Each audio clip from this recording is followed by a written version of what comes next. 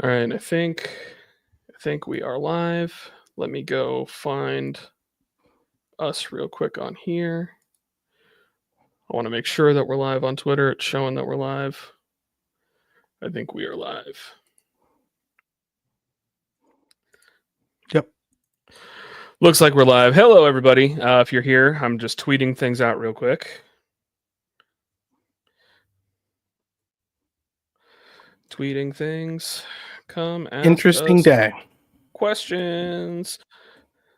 And I think Deddy just joined, so I think we might have more people jumping in here. Give me a second to get Edward in.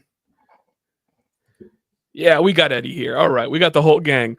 All right, guys, we are live on Twitter. We're live on YouTube here. Already got a bunch of people tuning in. So news of the day. Now that I got everyone here, hey Eddie, we're already live. Sorry, we jumped the gun on that for you. That's okay. I expected it. Do it live. Yeah, we will do it live. So it looks as though Facundo Torres is on the move to Palmeiras in Brazil. This is going to be a big change to the offseason. Just so that way you guys know who are watching, because we already got 80 people in here immediately. That's insane. Appreciate that. I tried to get Tom Bogert on. I reached out to him real quick, and he said he's chasing 2 other stories at the moment. So he could not join us. So this is your friendly reminder that this is the time of year to make sure you have notifications on for Tom Bogert, because a lot of things are going to happen. And it's nuts right now. So appreciate Edgar in here saying that he loves us. Congratulations on your title, Edgar. I feel like if we were there playing against you guys, it would have gone differently. We would have put up a better fight than the Red Bulls, in my opinion, but you deserve your 6th star. You guys were great this year. So shout out to Edgar. And then I already got Matthew in here saying this changes our whole off season. Sure does. Yeah. So Yeah. like I said, Yeah. And go ahead, Eddie. Yeah, I would say, Galaxy deserved it, and that was without Ricky Puig, so it just felt like bottom line kind of thing, you know what I mean? It would have been bad. Would have felt wrong if they lost with that, due to his injury. Absolutely. I got a question before we get in the news. They have the big star above their crest. Do they just add one? Because it was like, we get 5, you get the big one. I know what I think I saw a picture of, and Edgar could probably correct us if we're wrong. I think they have 5 stars over the crest and then a big star above the 5. So that's how it's gonna look, I think. So we'll see. But okay. We'll jump into the news, guys. As you hear, Facundo Torres. This is reporting from Tom Bogert over at GiveMeSport. Palmeiras have agreed to a deal to sign Uruguay international winger Facundo Torres from Orlando City. Sources tell GiveMeSport. Transfers pending, personal terms being agreed between Torres and Palmeiras. So we are not there yet, but the club have reached a full agreement. Deal will be a new club record transfer for Orlando. Sources say eclipsing their previous outbound record of $9.5 million set by Daryl DK to West Brom. Palmeiras, huge club in Brazil, finished 2nd in the league this year and fell in the round of 16 of the Copa Libertadores to eventual champion Botafogo. They won the league in 2022 and 2023, while winning the Libertadores in 2020 and 2021. Torres, 24, is Orlando's inbound transfer record, as the club convinced the highly sought rising star from Peñarol for around $7.5 million. During this time in MLS, he's been a star. Obviously, this year, this year, 14 goals and 6 assists in 32 matches. He had, I think, 20 goals and 7 assists across all competitions this year in 44 appearances, 37 goals and 20 assists in league play. On top of that, he's done much more as well. So, we're in a situation where there is going to this changes a lot of things. I know I've been talking about things that I want to see, but that's mostly been in private. So I'm probably going to jump into that a little bit as we get kind of later on here. But yeah, feel free, if you're on YouTube or if you're on Twitter, go ahead and give, comment your thoughts, your feelings, your opinions. We'll try and get to stuff as we can through the show. There's almost holy shit. Sorry, pardon my French. There's 300 people watching us right now, and that's kind of nuts to me. It's gonna be more if you swear more, Mike. Yeah, just keep it going. All right, yeah, we'll do it live. That's what we're here for. So Go to Carlos Perez, already starting the offseason with a bang. Jesus Christ. Jesus Christ is correct. Sorry, if I don't talk about memes, I'm going to die. That's basically how it operates. I don't know. So I'll start here and keep it simple. What do you guys think the price tag ends up being on this one? Obviously, they're saying north of 9.5 million. That was our club record. Alex, Eddie, what are you guys thinking the valuations out on this? We brought him in for a reported 9. Mike, you and I talked before we went live that it was closer to 7. I'm gonna guess 15. I'm gonna guess it's gonna be 15 plus any add-ons. So it would be a good transfer. It's a great transfer. I did not have Brazil as a market that would be interested. All the rumors pointed to either Europe or Mexico, and this one honestly came out of left field. So I'm happy for Facundo, but it's still sad to see him go. What do you think, Eddie? Yeah, 15 sounds about right, because we have to remember too. We bought him from Peñarol. I'm pretty certain they had a 30% sell-on clause, right? So you take, I'm not, there's something there, yeah. I'm not sure, the math that sounds like, that's going to take off a good chunk right there, right? So what about 4 million or so, 5 million, almost 5 million if you do 30%, like 4 million and change. So that gives us 12. We're going to need to put on a good sell-on fee if we're going to take 12. So 15 sounds like the minimum, but this is the question: is I don't know if he's worth that much more than 15, right?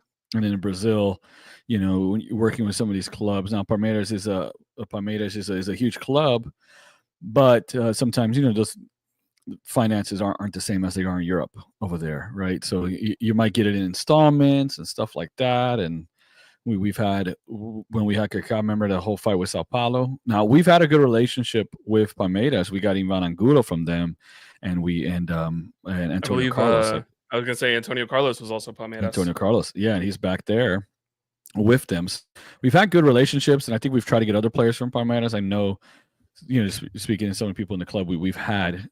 We have Brazilian general manager and Ricardo too, of course, between Luis Muzi and Ricardo, they're Brazilians, and they've seemed had some good relationships with Palmeiras before. So I mean, you read off the list there. I mean, they're a huge club. They're one of the best teams in Brazil always. They're always competitive. They have big aspirations. So it's I'm trying to think of it that way positively, because honestly, I feel like he could have gone to Brazil and not gone to MLS. As well regarded as he was with Peñarol and as one of the top talents in South America, it doesn't seem like so much an upward move. The Brazilian league is better and Palmeiras is a big club, so I guess it is, but it just doesn't feel like, if you were to tell someone to go back in time when we signed him that his next move 3 or 4 years later was going to be to Palmeiras, to the Brazilian league, it wouldn't sound like a success in a certain way. Is that wrong to say that?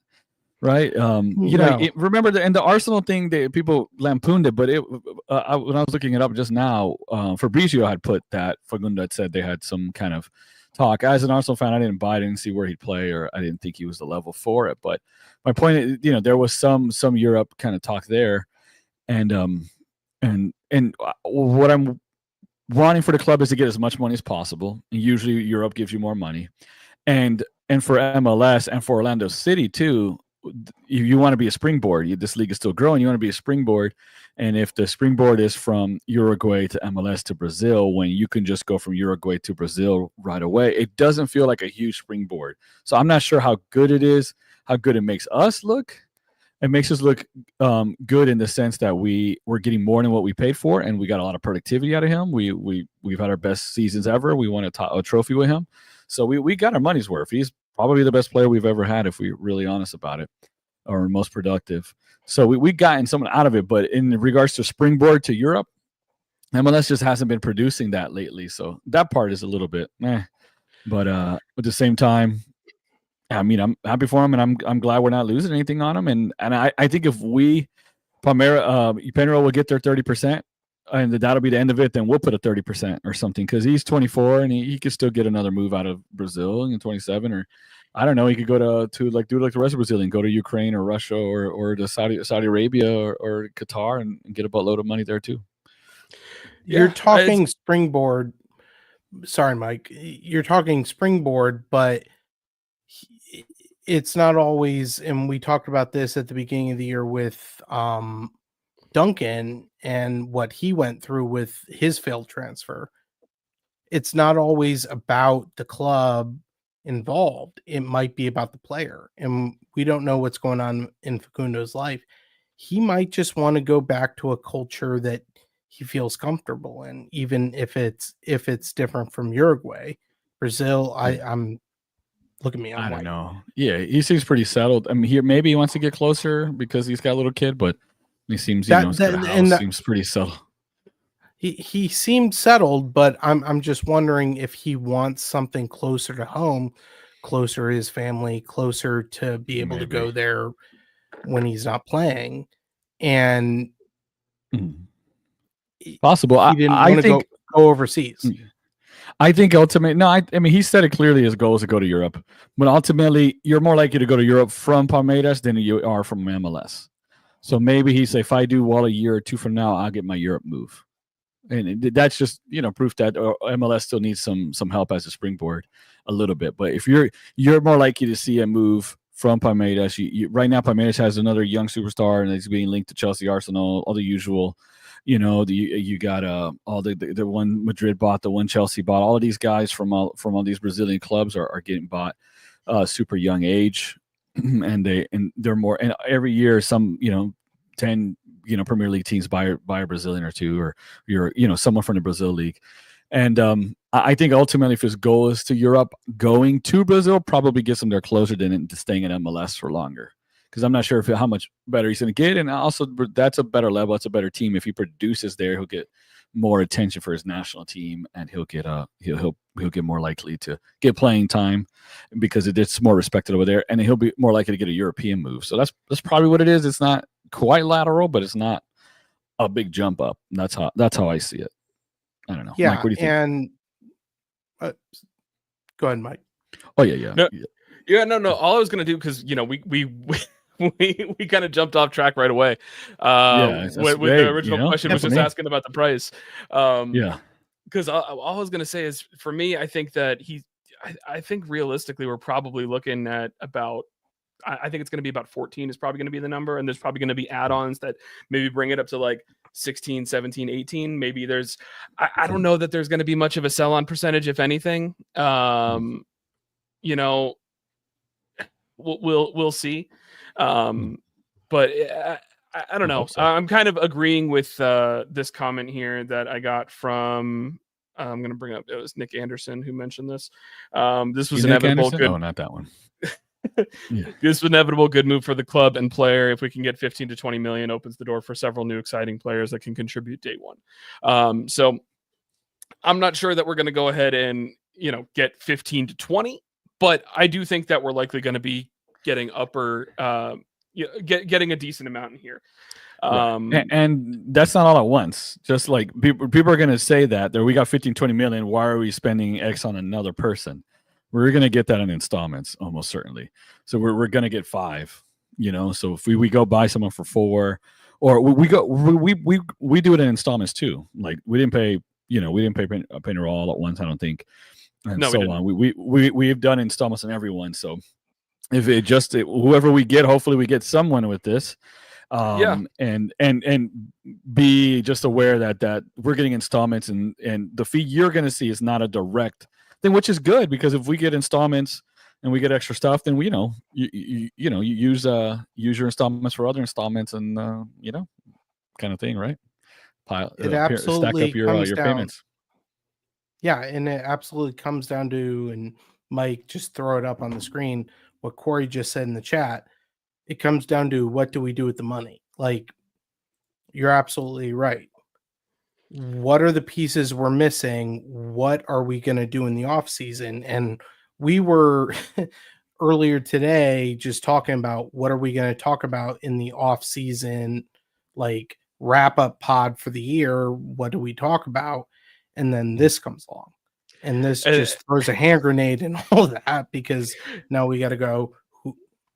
What do we want? It's a little bit funny too, just because of the fact that if you asked me what I would do in the off season to change up the club and move us forward, the first thing on my list was actually to sell Facundo Torres. Not because I wanted to see him go, because I felt like you wanted to go ahead and sell while he's hot. And if you waited any longer, he was going to reach a point of diminishing return. Right now, you got to sell assets to make money. You got to part with assets. And then one of the other comments that we have in here is, if we're only getting 12-ish back, is that going to be enough to land a changing DP? Obviously, again, as we said, we're not getting all that money up front. It's going to kind of depend on what the front office wants to do. Does the front office want to continue to spend money? Are they going to go ahead and do something where they're going to go and shoot for someone? With Facundo Torres, the league was a little bit different when we bought him. We needed to get a young DP to get other people in. Now we don't need a young DP in order to build that. Maybe we could get someone who's a little bit more older and established and still go after the young guys as well. So it's one of those things that I don't know what's necessarily going to happen. And if you want to hear an unpopular take, we might not even get another DP. Like, we might just ride with Muriel and Ojeda, and then maybe do the 2-4-2 method. Two DPs for two DPs, 4 U22 initiatives, and an extra $2 million in GAM. And on top of that, you also are going to get $3 million in GAM, most likely from the Facundo Torres transfer, which means you might be sitting with an extra $5 million that you can go ahead and spend out on the middle of the roster. That sounds so much like us. That sounds exactly that's why I'm saying it sounds exactly right. Like that sounds like, but kind of realistically, Moosey's good with the GAMs and PAMs and STAMs. Realistically, in my ideal world, if you do that, you also buy out Luis Muriel, and then you can go ahead. That was going to be my joke. No way. Then you can go ahead and buy a game-changing in prime 10. Move Ojeda to the wing. You still have Duncan McGuire and Ramiro Enrique up top if it's going to be striker by committee. There's still options on ways that it can work, but realistically, at this point, I want to get Ricardo on the show and ask him, dude, what the hell are we going to do? What's the plan, bro? Like, I want to know. You're still going to be here, though, right? Right. Yeah. It's not like you're just going to slot. You're not just going to slot anyone on the roster in for Facundo. Like, he's been a game changer. He's not the leading scorer all time in MLS, but in all competitions for Orlando, he is. Kyle Larin still gets that honor, but Duncan McGuire is now the all-time leading scorer on Orlando City's roster as an active player. And that's after 2 years. And getting his extension suddenly just looked a little bit more important. I don't think it's necessarily going to contribute to the ultimate success of the 2025 season, but it's important. And it's interesting because that couldn't have happened. Like, we're still one button press from England that didn't go through. Like, so now without Duncan, our best attacker is gone now, and or presumably gone, right? And that leaves us with Ojeda, who's not a scorer, to pick up the scoring mantle, and he plays in a different way than Facundo does, right? And then that puts a bigger emphasis on the as Cleon, who's got a question here for us, says 95 from box to box, Ivan Angulo, to contribute offensively. So it's this is a team that, again, yet another year under Oscar Pareja, we get eliminated with no goals in the final game, and Facundo hasn't shown up on some of these big games to take us over the edge. So yeah, we got some guys from some Brazilians here, Mateus and stuff, and I'm over here, talking Facu down about the big games. I don't want to lower his price or diminish his price. He's always there and scores a lot of goals. Tell your friends, to pay us the most we can get. But that being said, we haven't felt like we felt like this team isn't lacking that guy, that Cucho, that what's the dude from Cincinnati, those kind of guys Lucho. who Lucho and Gucho and Chucho, they all kinds of Uchos. I'm gonna just stop rhyming with that. But those guys who create their own goal and make something happen. Facu's a real intelligent player, real good within the system, real technical player. But is he taking someone on and creating their own goal? That's why all of us want a number 10, an attacking guy. The Ojeda's not that. Muriel to Walsh to be that, and then. So is that like Ralph Some asked? People want him to going to be enough? Though. Yeah, is Facu? Is this money enough to buy someone like that? The thing is, look what this league has been buying. There've been a lot of misses on these big names. Atlanta has been missing. Miami just keeps rotating random Argentinians that they spend a lot of money on and send them here and there. There hasn't been a lot of these $10-15 million signings that have hit either. So even if we get 10 or 15, there's just no assurance, man. I don't really know what to do. But honestly, we have a U22 spot in that kid, the other Viking kid that's useless right now, and then a DP that's useless in Muriel. It's like this 4-2-4 or 2-4-2 or empty box or diamond, whatever is just not. We have to really nail this. And I said all the time on the podcast that this club has yet to hit on 3 DPs at once. And I would love for that to happen. I mean, it's not unless we buy Muriel because that's already a miss. Yeah, well, who knows? Maybe next year, maybe Goss theorem comes into play and it's just that first year he sucked ass and now he's going to be good moving forward.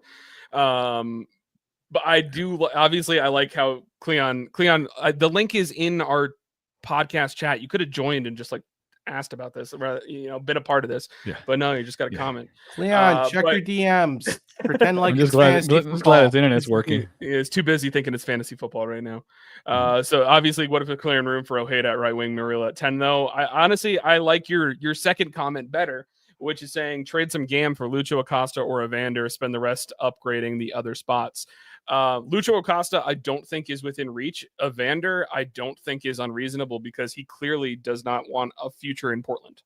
And he frankly should have been higher up in the MVP candidacy this year. It just sucks that his team was not as good around him because his stats, dude was lights out. His coach was put him on some real grass, put him by Disney World. Guy's gonna do freaking awesome. Right, and just get him away from Neville's. You can't trust those losers. So it's true. That's very true. I'm trying to go through some of the other comments here. Adster basically saying Facu is a slow starter. It's penalties too. Yeah, get someone who could contribute all season.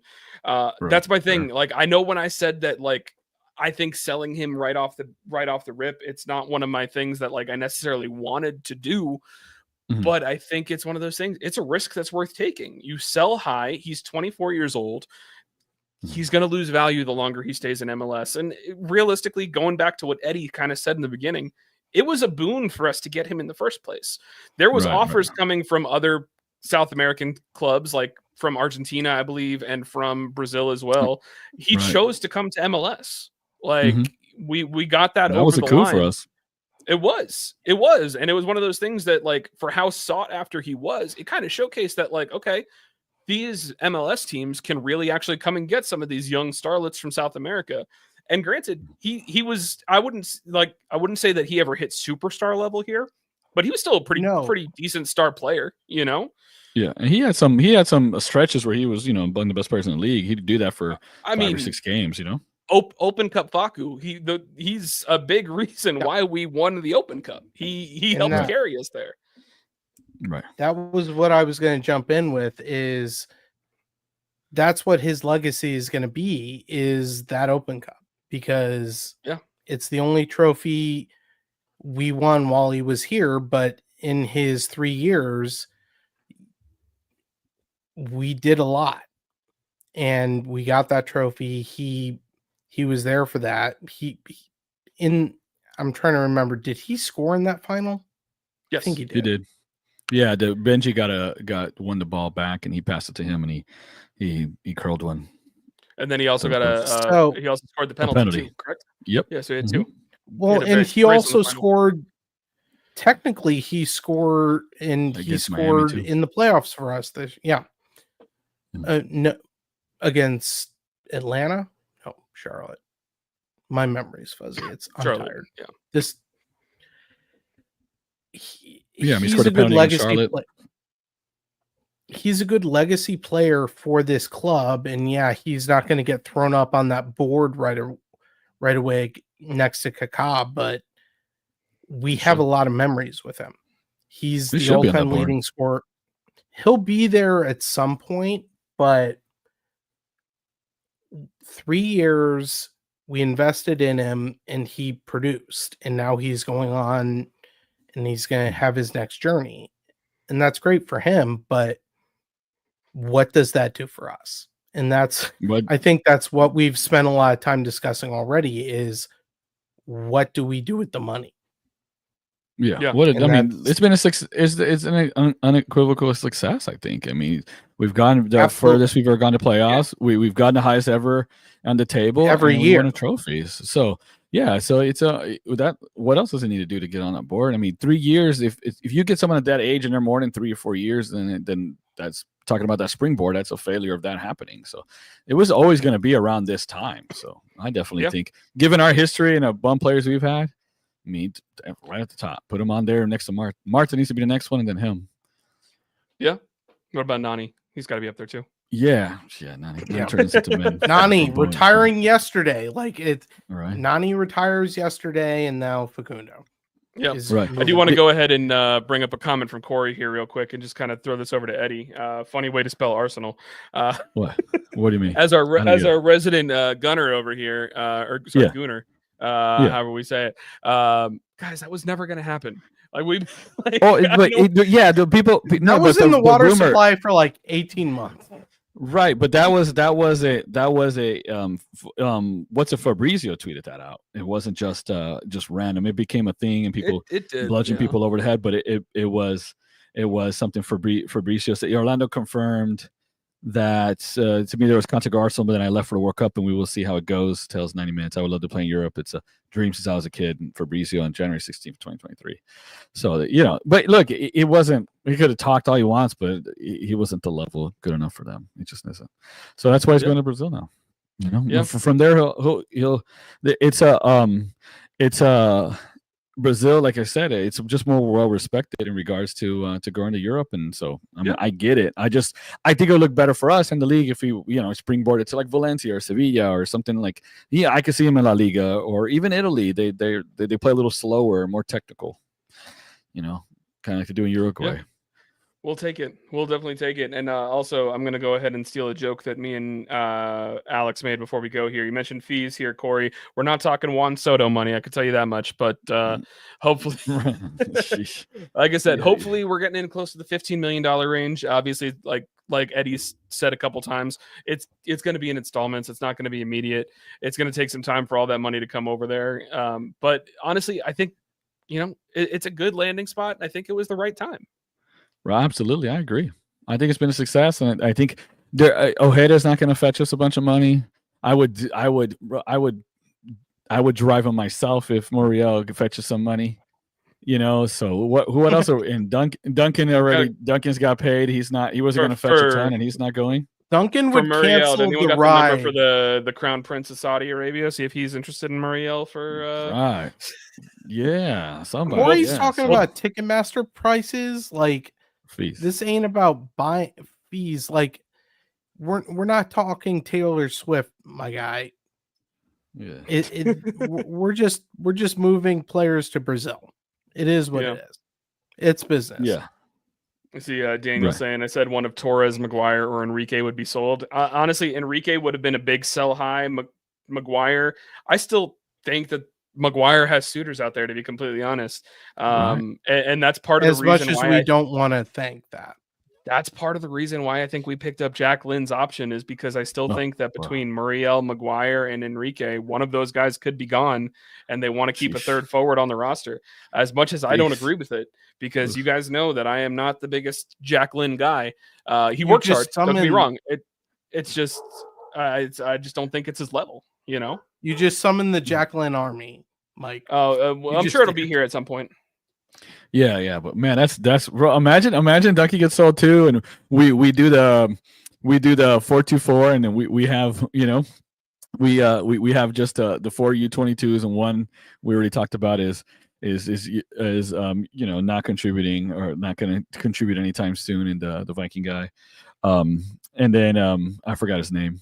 And then yeah, that leaves us with Muriel and Ojeda. So a guy who scores 4 goals, and then Ojeda and someone. I mean, Ojeda and Muriel was just super sub at this point. And someone Daniel talked about PK specialist. Muriel's great at penalties, so Muriel's going to be here, and he'll be the penalty taker in my opinion.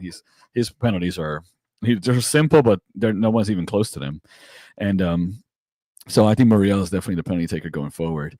But man, that would just be tired to go from no Duncan to the U22, one that's not being used, a 1 DP that's not working, 1 DP that doesn't really score, to with no Duncan and no Facundo. And then Ramiro and then Jacqueline starting a midweek game or coming in the 60th minute.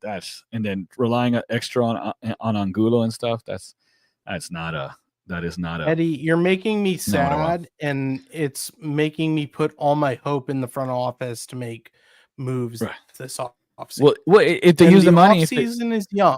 Mm-hmm. Use the money. That's exactly. Yeah, we got to use the money. Yeah, look, Duncan, we're in a better position leverage wise to pull out more money because now he's a millionaire. So it's different. Before he was, I think all of us here probably we're making more than Duncan last year. Duncan's like Duncan, like nothing, and no shout out Bucky's are great, but Duncan's making like half the Bucky's managers, wages or whatever. They get paid nice. Hey, leave Bucky's out of this. I'm saying Bucky's get paid nice. I'm saying he should have been. I'm gonna. Right, yeah, he should have worked out Bucky's. They didn't give him that new deal.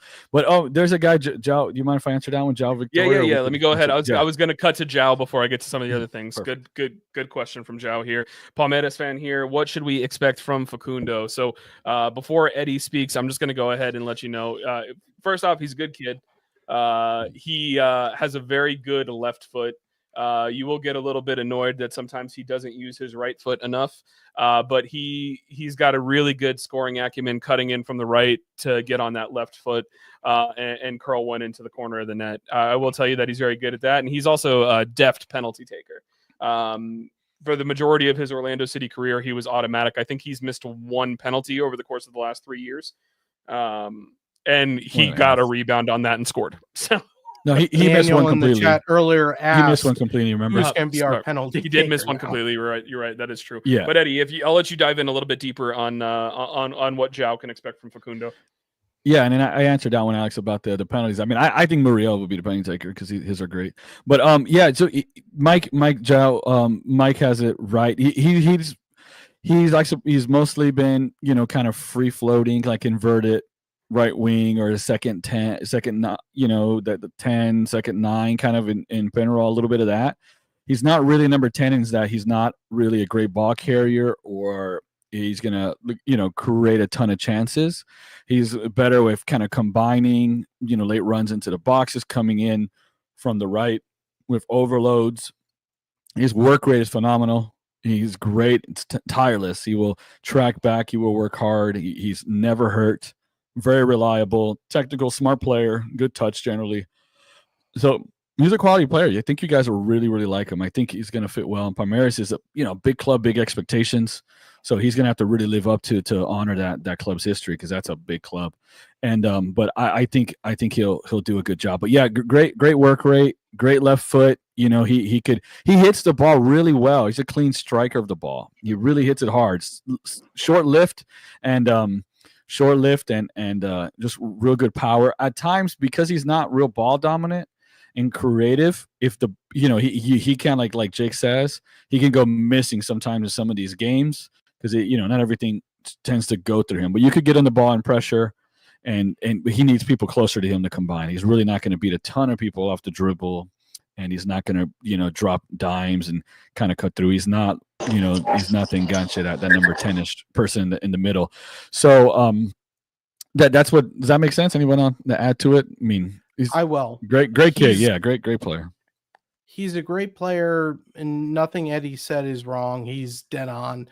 I will also say he's motivated by adversity, and honestly just motivated to do better.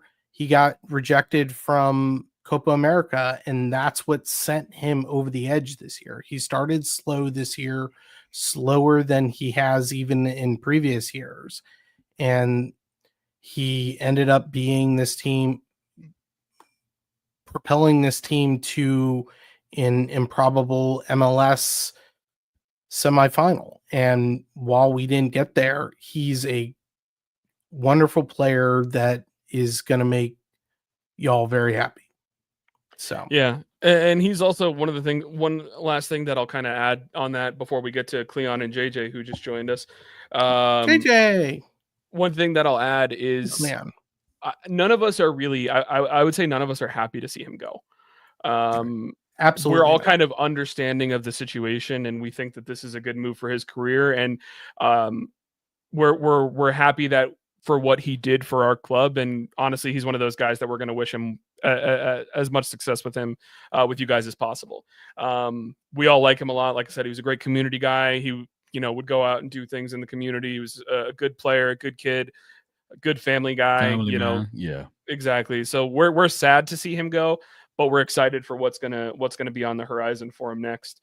So definitely, even Daniel added great attitude and teammate, natural leader on the field with his play and his level-headedness. Yeah, very rarely ended up with a card. Always a nice thing too. Jake, we don't have a figure yet. You said, how much are we getting for him? We don't have a figure yet, but we know that it is going to be more than what we got for Daryl DK. We at least know that much. I have a little information about that. Oh, go for it, JJ. Well, I'm right now working. That's why. But I have some a little bit more breaking news. As I reported last week, Facundo Torres' agent had flown to Portugal, which was correct, to meet with Palmeiras head coach Abel Ferreira and his assistant coach, also, who is also from Portugal, Victor Castaneda. You're looking at reports between 12 to 15 million. That would be the selling price that Orlando City will be getting, plus whatever MLS gets out of that. Who knows what it is percentage-wise. But you're looking at 12 to 15, and basically that's why this all evolved starting last week when his agent ended up going to Portugal to meet with head coach Abel Ferreira, who was in Portugal along with his assistant manager, Victor Castaneda. Something for Palmeiras fans, as you guys know, Castaneda has been with Abel Ferreira long time as an assistant coach, a great midfielder when he was in Braga and everything. So this is going to be a great learning experience for Facundo, and it's going to be good for him going to the Brazilian Serie A, and great for Orlando City for the amount of money that they're getting for him. Is that any sell-on or add-ons, JJ? Say that again. I'm sorry. Are there sell-ons or add-ons to that price? No, it's going to be a full sale to Palmeiras. You're not looking at any, here's 50% or 40%. It's mostly going to be a whole 100% going to Palmeiras. And then most likely he's then going to end up in Europe there. If he blossoms, still has time, where then they will probably sell him then in about 2-3 years. And for an abundance of probably closer to 30 million. And you're always going to get money on these sales from with Orlando City, that you still get them. You still get a little bit of money trickling down from the sale from another team to another team to another team. Even Penarol is going to get some of this money that Orlando City. They're getting 30%. They're going to get 30%. They said 30% over $8 million. 30% over $8 million. So I don't know if it's 30% if the amount hits over, or 30% of what the extra on top of 80. What do you? That I do know how. That I do know how it works. That is going to be 30% in whatever amount exceeds 8 million. So we get 8 million, and then they take 30%. If it's 14 million, they'll get 30% of the 6 million. Okay, so like 3 or 4 million off that 15 was wrong. So okay, so that's so that's been brewing since last week. So thank you for for my sources, and I'll tell you who they were. Abola, which is a Portuguese sports newspaper. Tiago over there has been feeding me some stuff. So Thank you. Thank you. To Thiago. Shout out Thiago. Yeah, so basically, that's what I've been able to work out and try to get more information. If I get more, I'll let you guys know. I appreciate you working double duty while you're at a work conference as well. Look at this guy. He's thank you, JJ. On the show floor. Champion, man. Champion. Awesome. Cleon, since we just brought you in, man, do you want to give us some thoughts on how you're feeling about the whole situation? I mean, it's just business. I personally, I mean, I've always said I'm not one of those guys that gets excited over selling the best players. I'm not. Because it's I've just seen too many times where just because you get the money don't mean you spend it right. You know what I mean? Right. It's very rare. It's very rare that you actually find guys that work in MLS. So, I mean, like a lot of people just say, "Oh, we got the money, we just go buy someone else," and a lot of times it don't work out. So I personally don't get too excited about that type of stuff. But while I understand, like we expected him to be gone a long time ago, so you know what I mean. It's just kind of business. For me, I would have preferred, keeping the guys that we know do work and upgrading the ones that are lagging behind. I would have liked if I don't believe Facu being our best player was enough to get us where we need to be. But Facu as the second best guy, yeah, you know what I mean. That's good enough. But so for me, it's a little. I wouldn't say I'm excited. Let's put it that way. I'm cautious. I'm very cautious about this because for me, it very well could just be this is just stuff that was already supposed to happen before. We expected Facu to be gone one summer and it didn't happen.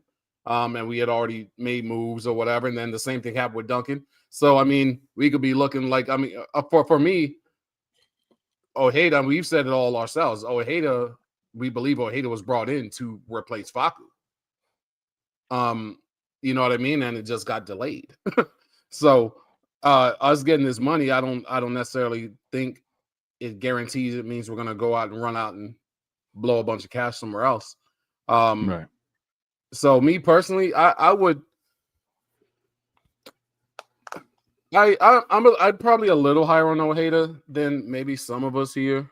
I don't know what he can be given a full reign. He's definitely productive.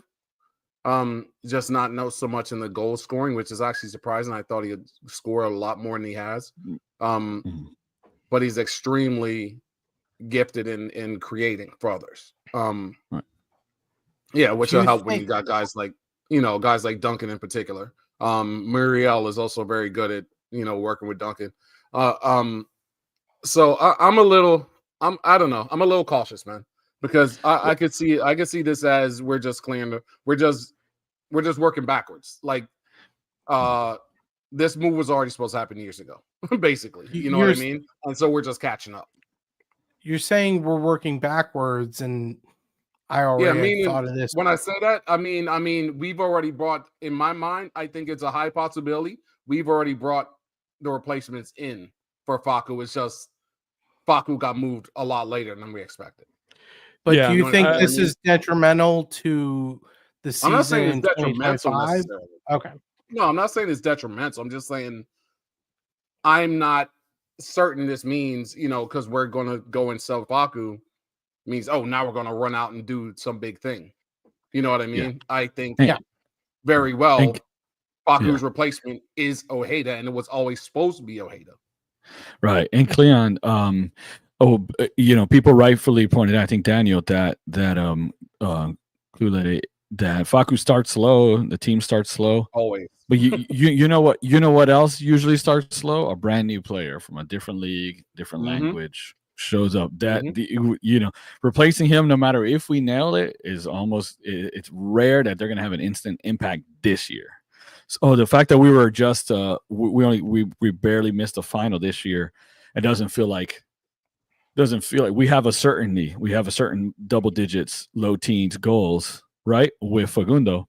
So now we got to replace that. Does that make us closer? he started slow almost every year is the thing. And Always. I don't know if I want to blame Facundo on that, or we could bring Oscar into it, but that's a whole nother podcast, and we're already at 45 that's not for right now. The point is the DPs new players tend to start slow, but the next person is going to start slow, and we don't even know if they're guaranteed to be productive. If they even work at all. Even if they work at all, or if Oscar, they're on the same page, if Oscar uses them, people forget that for a while, we were just using one DP on the field at a time.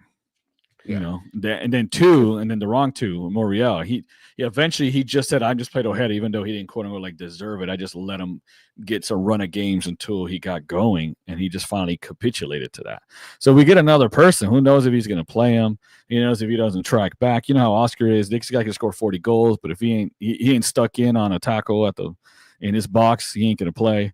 You know how it is. So there's a lot of ifs that that can happen. So are we closer to the final after this? Where you can't say for certain. Like Cleon said, Facundo he's not taking over those games. He's really not the number one take over the game guy. But we've gone to furthest with him, and you would hope maybe Moriel, the Goss effect, just through him thing, or he has a better second year, or we bring other pieces, or we buy Moriel out, and then we use Facu to get there. But right now, to me, there's a clear downgrade in goals between Ojeda and Facu. And then if that means more Moriel, more Angulo, then that means we have a worse team overall. Until it's TBD until we see what we do with the money. And if we do that 4 U22 and the 2 DPs, when one bum DP and one bum U22, we're already in the hole already. I don't like it. I real quick, that's why I'm hesitant, because for me, I feel like we are very close. We just need to add and upgrade. You know what I mean? So with Facu being our best player, and him being our best player, now if he's gone now you have to do a whole lot of work just to get back to where you were before you can even try to go past where you were this year. That's what happens when you sell your best players. Yeah. That's why I don't like it. That's why I don't like. I'm not even talking about this move. I just mean the theory in general, to where a lot of people get excited. Oh, we sell our players. That doesn't, to me. It's this like is a football manager. It's like you got Michael Jordan. It's like you got Michael Jordan. I'm not saying Facu is. He is. But it's not like you're not like an NBA guy. You have a Michael Jordan team. Oh, let's sell him. We get a bunch of money for him. Right. Okay, good luck replacing him. You know what I mean? This isn't like this isn't Sims Farms or Football Manager where you build it and you sell your best player and you keep building. Bro, I want to win something. You know what I mean? Well, if we lose, if we sell everybody for a loss and win a trophy, I'm down. Yeah. I don't care. Yeah, and then it's like with him going out, it just seems, and then with Muriel making so much money, unless they're gonna buy him out, I almost feel like this is just him. This is just clearing up the log jam. So Ojeda could jump over to Facu's spot, and Muriel can jump into where Ojeda was this year. Right. I am going to be hopeful I don't know if that's I am kind of hopeful that we are looking at Muriel's salary now, and we saw that he was on his total guaranteed compensation was like 4.3 or something like that. I think that was a big signing bonus, more than likely. That probably inflated his number. I'm hoping his actual number is closer to the 2 million that it looked like it was his compensation actually was on that spreadsheet. So I'm keeping my fingers crossed. I hope we do a Dodger deal with him. I hope we do a deferred money, deal, man. Just defer that till 2027. Deferred. There's no deferred money in Major League Soccer. I don't think Don Garber would allow anything like that. He can't count personally on his own. Right. Nobody Wait till else Boley buys an MLS team. Yeah. So I do just want to really, obviously, as we're talking, Kathy's comment, really sad to see him go. Hopefully this extra chunk of cash spent on the team to bring on some nice new talent. That's obviously something that we're hopeful for. Also, shout out to you guys. We just broke 1,500 viewers on this right now. Like that's insane. We need to do this more often. People are watching us talk shit about Stalker. So part of my language. I don't care. I gotta be real. I saw the number. We should do the live more often. And you were at 1,004 right before my pretty face showed up. And now that my face look at this. Now we brought some. Do a 500, bro. Hey, we brought some more culture in here, and just just like Peñarol, Cleon's got 30% sell on. I'm just stating the facts. Right, hey, Clean, you got a 30% sell on exponential growth over there. A little penny roll. It's coming. Then Yeah, also, but, hey, look. We want to say that we are good at buying. We're good at getting 2 good DPs at a time. Technically, we only have 1 good DP. So history states that we're going to nail this 3rd DP because we're never 3 for 3, but we are 2 for 3 most of the time. Yeah, usually. So optimism. I remember last time you were on Spaces, you gave me your name pronunciation, and I think it was Talon.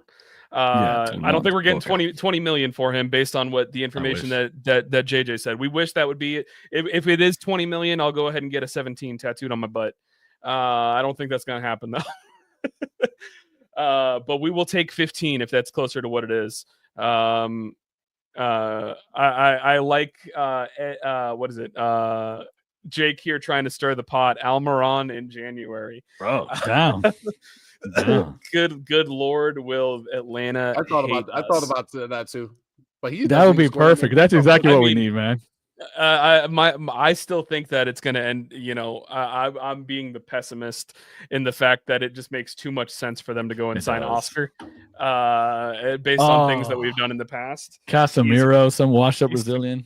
No, not Casemiro. Casemiro doesn't fit at all. But Oscar, at least being an attacking player, would make sense.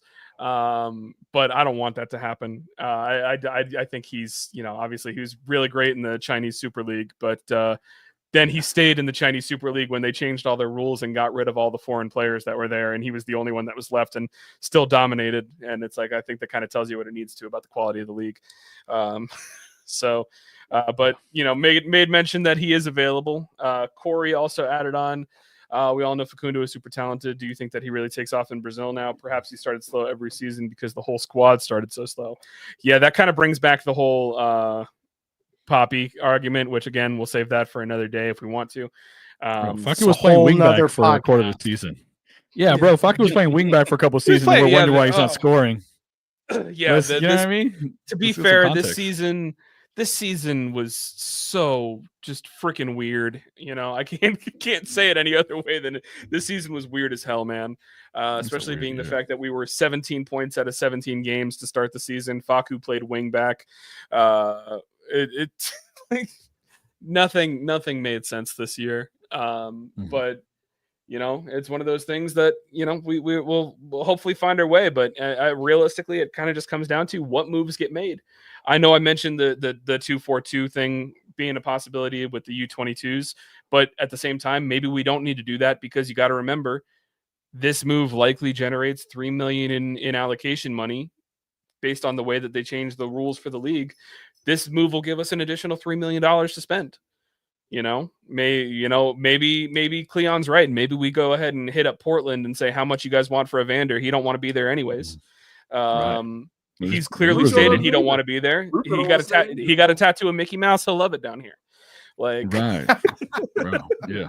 Lucho and Evander, buddy. Redo the attack. Oh. My thing is, Lucho I don't think is a possibility. Especially because of the fact that they just bought, you know, he was kind of talking some crap about wanting to get out of there, but then they went and spent $16 million on a center forward, which is what he wanted.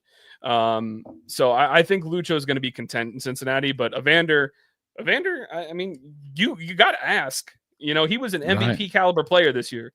Like, you got to at least wait and see, you know. I feel like it's at least worth a shot. I'm team Evander. I wouldn't hate it. Hey, 100%. I'll go after it. Yeah. And Corey, I think as long as it's the right price.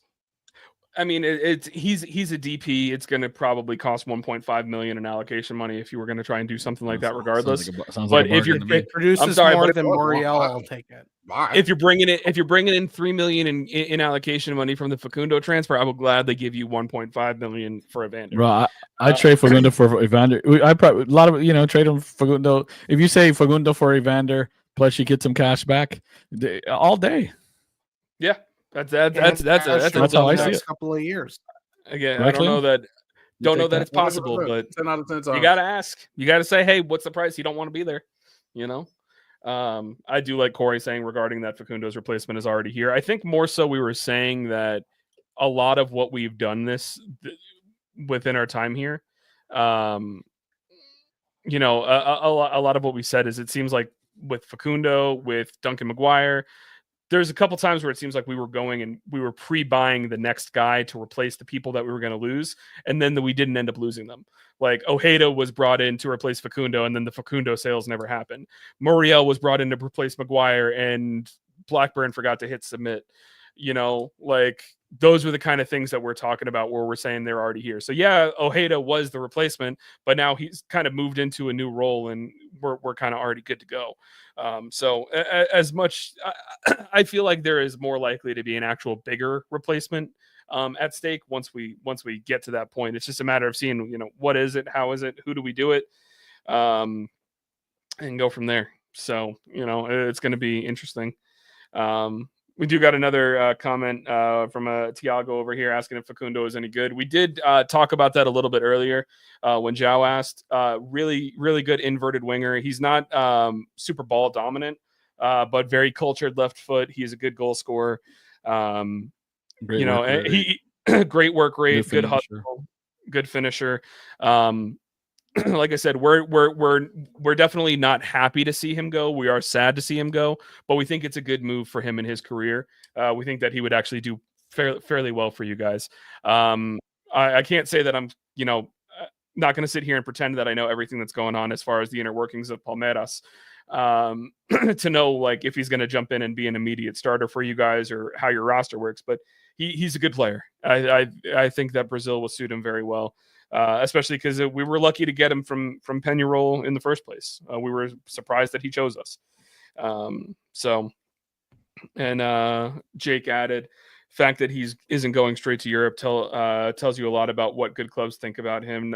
To be honest, no disrespect to the team in Brazil, but if he's going to Brazil first. So I think that, you know, kind of saying, you know, I think it's honestly Jake, I think it's more of an indictment of MLS. There's just not a lot of players that are going from MLS to Europe right now that are in that are in the $10 to $20 million range as far as a sale, because the big teams aren't going to spend that much money on a player from MLS, and the middle of the road teams in Europe, they don't spend that much money in general.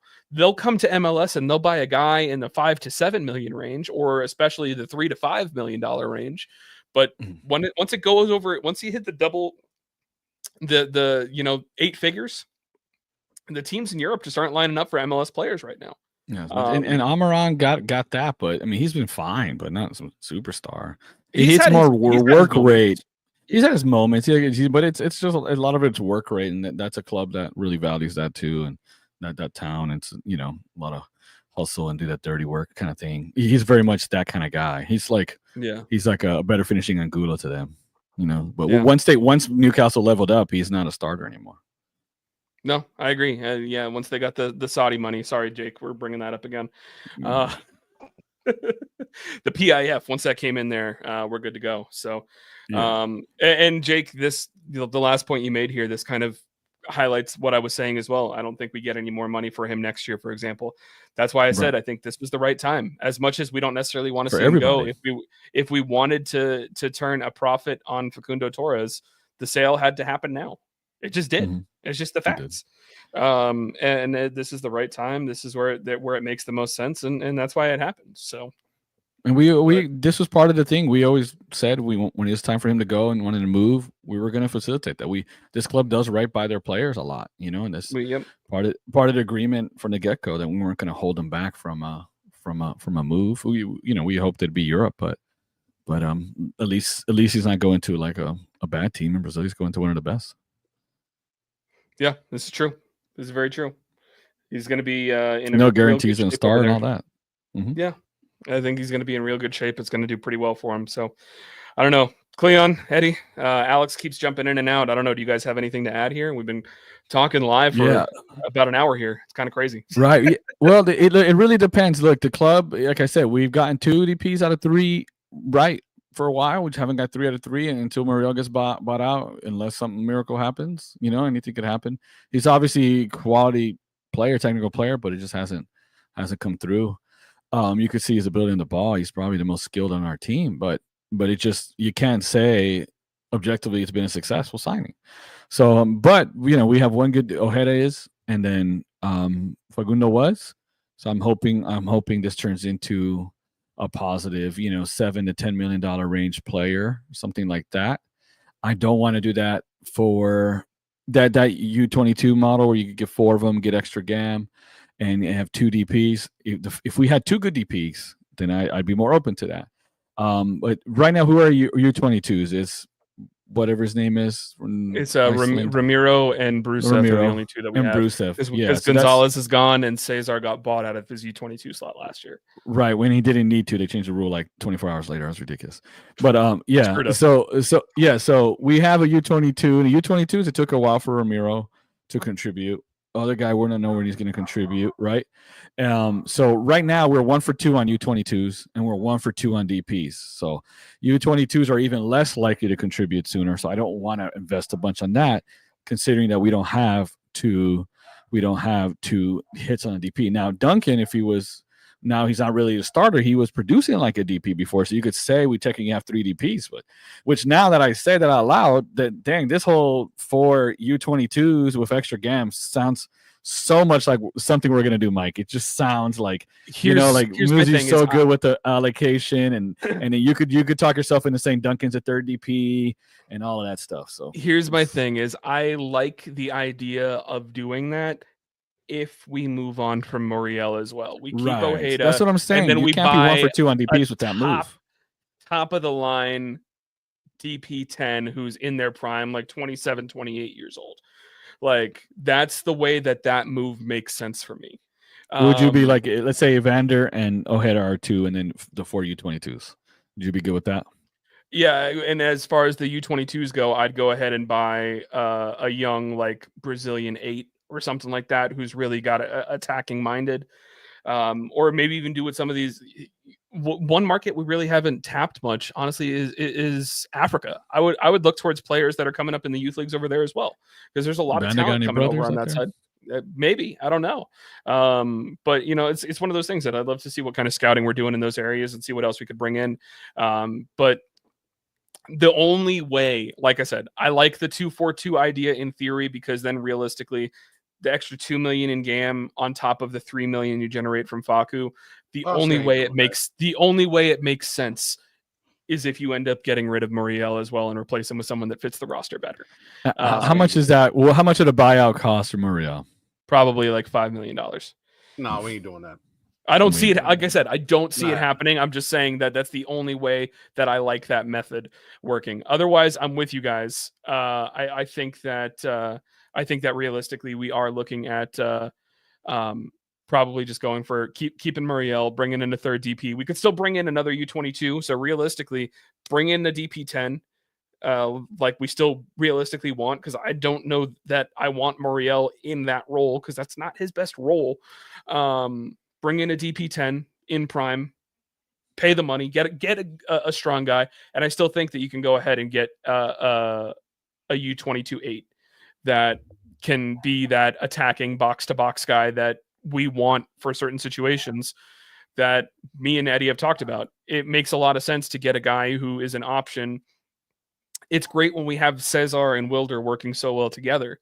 But sometimes when teams are going to low block and just sit back and let you attack them, having 2 6s back there does jack shit. You need to have someone who's going to push numbers forward a little bit better. Junior Urso was pretty solid about doing that, but he wasn't even the best guy for that role. So trying to get a young guy who can maybe be like I hate to quote the enemy, but like Diego Gomez, what he turned into for Miami and then got sold for $18 million to Europe. Like we need someone who could be like that. So right. But I don't know. We'll see what happens. I don't know. We're approaching 1,800 viewers. I don't know if anyone else has anything to add before we wrap it up. I've been hopping in and out. Thanks to so much to Xfinity for their quality internet. I'm gonna miss Facundo. He was a welcome presence. I do hope, like you guys were saying as you were cutting in and out. Again, thanks so much, Xfinity. Not sponsored. Never would be. No.